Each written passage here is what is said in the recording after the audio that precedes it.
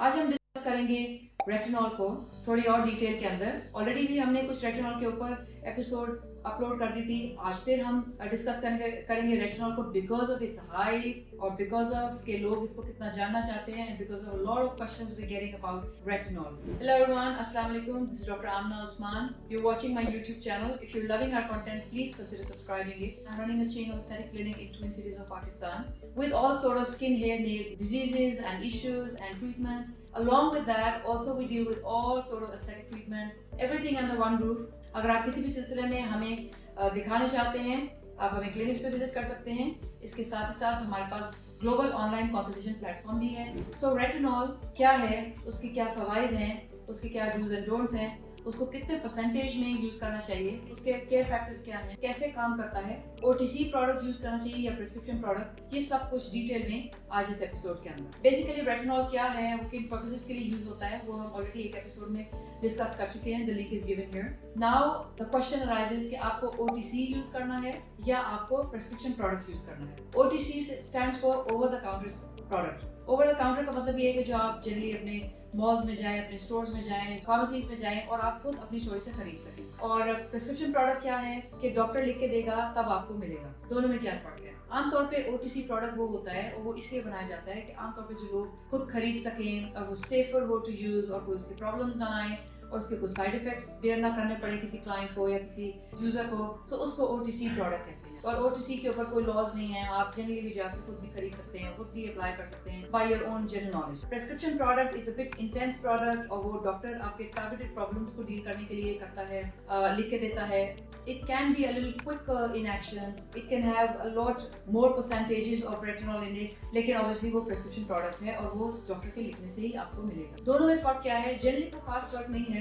Retinol is retinol, percentages का फर्क हो सकता है और टाइप ऑफ रेटिनॉल का फर्क हो सकता है। रेटिनॉल हम किस किस इंडिकेशन के लिए यूज कर सकते हैं? सबसे पहले जिसके लिए लोग क्रेजी हैं यूज करने के लिए, एंटी एजिंग। रिंकल्स को रिड्यूस करता है, पोर्स को रिड्यूस करता है, डुअल टोन को इंप्रूव करता है, स्किन लिफ्टिंग करता है, कोलेजन इंडक्शन करता है, radiance, glow, skin tightening, pigmentation issues को डील करता है। तो इतना अच्छा इंग्रेडिएंट है तो क्यों ना यूज किया जाए। बेसिकली जो आपको over the counter products available हैं उनकी कुछ टाइप्स होंगी। रेटिनल्डिहाइड आपको मिल जाएगा, रेटिनोइक एसिड आपको मिल जाएगा, retinyl, retinoate, that's a combination of retinol and retinoic acid, and then there are certain esters available that are less effective. So जो over the counter products हैं वो generally इन ingredients के साथ containing होंगे, लेकिन जो prescription product है आमतौर पे उसमें tretinoin लिखा जाता है। It's little quicker in giving results. It has better percentages available only with prescription. जब आप बात करते हैं इन different over the counter product की जो available हैं, जैसे आपने बात किया रेटिनल्डिहाइड की, रेटिनोइक एसिड की, उसमें यह है कि वो कैसे काम करता है। जब आप रेटिनॉल लगाते हैं आपकी स्किन के अंदर बेसिकली वो दो कंपाउंड्स में ट्रांसफॉर्म हो जाता है, एक रेटिनल्डिहाइड है और एक रेटिनोइक एसिड है। Retinoic acid is actually the key ingredient जो आपकी स्किन के नीचे काम करके आपके सेल प्रोलिफरेशन को इम्प्रूव करता है और आपके सेल टर्नओवर को इम्प्रूव करता है, कोलेजन इंडक्शन करता है, स्किन लिफ्टिंग करता है, स्किन टाइटनिंग करता है और आपकी अगर स्किन थिनिंग है तो उसको एक गुड थिकनेस के अंदर ट्रांसफॉर्म करता है। ओके, बाकी जो आपके प्रोडक्ट्स हैं retinaldehyde, it is even faster product than retinoic acid. It is 11 time faster in doing all those which I have described just now. Then आगे जो esters हैं, retinol palmitate है, then there are other esters as well. वो basically slower in action है, they're very slow in giving results, but obviously safer हैं। ठीक है, when you talk about tretinoin is faster, it is an actual vitamin E derivative और वो faster है, उसकी percentages भी अच्छी available हैं।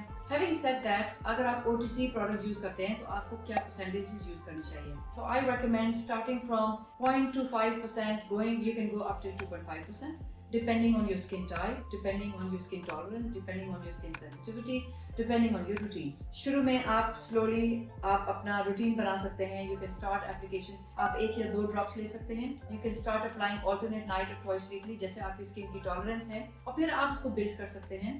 अगर आप twice weekly कर रहे हैं तो आप उसको alternate night के ऊपर लेके आ सकते हैं and then you can start applying on daily basis. आपको आमतौर पे 0.25-0.5% के साथ भी अच्छे results आने शुरू हो जाते हैं। But obviously don't go crazy because results will take some time to show up. Studies say कि आपको results तकरीबन 12 weeks के अंदर आना शुरू होते हैं। But in my experience, हमारा जब पेशेंट रेटिनॉल लगाना शुरू करता है 3 और 4 weeks के अंदर कुछ उसको अच्छा डिफरेंस आना शुरू हो जाता है। एटलीस्ट अगर स्किन लिफ्टिंग के ऊपर नहीं तो रेडियंस के ऊपर, पिगमेंटेशन सप्रेशन के ऊपर। पिगमेंटेशन के लिए अगर मैं बात करूं तो please don't go for over the counter retinols because pigmentation is a task, is a difficult chapter.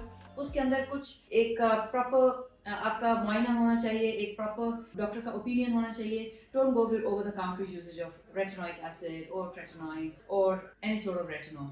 आप ओटीसी प्रोडक्ट यूज करें या प्रिस्क्रिप्शन प्रोडक्ट यूज करें, अगर परसेंटेज ठीक है और आप केयर फैक्टर्स ठीक रख रहे हैं तो it's safe for you. Percentage का हमने डिस्कस कर लिया कि you can start with 0.25%, you can go up till 2.5%। और फिर मैंने आपको रूटीन भी बताई कि आप ऑल्टरनेट नाइट यूज कर सकते हैं, and then you can start with twice weekly and then alternate night and daily night. You can even just have weekend therapy because अगर आप रात को रेटिनॉल लगा रहे हैं किसी भी फॉर्म में तो दिन में SPF लगाना ज़रूरी है, हीट से बचना ज़रूरी है। तो रेटिनॉल अगर आप लगा रहे हैं should be lasting in the night जब आप लगा रहे हो, क्योंकि अगर आपको कुकिंग करनी है, आपको हीट का काम करना है तो आपको रेटिनॉल लगा कर नहीं करना है। It should be the last thing you're applying while bedtime. आप ऐसे भी कर सकते हैं अगर आप बहुत ज़्यादा धूप में आना जाना है और आपकी जॉब रिक्वायरमेंट ऐसी है कि आपको धूप में आप बहुत ज़्यादा आना जाना होता है तो आप वीकेंड थेरेपी भी कर सकते हैं रेटिनॉल के साथ। क्या वीकेंड पे लगाएं, सिंस वीकेंड के ऊपर आप घर के अंदर होते हैं तो आपका एक्सपोजर कम होगा। सो अगर आप रेटिनॉल इस्तेमाल कर रहे हैं तो आपको लाजमी SPF पहनना है, और अगर आपका सन एक्सपोजर हीट एक्सपोजर बहुत ज़्यादा है तो आपको सन एक्सपोजर के लिए सन ब्लॉक पहनना है, हीट एक्सपोजर को आपने अवॉइड करना है रेटिनॉल लगाने के बाद। आई होप आपको ये हमारी एपिसोड पसंद आई हो, और अगर आपको इससे कोई फायदा हुआ है तो consider sharing it with your peers. Thank you for watching us.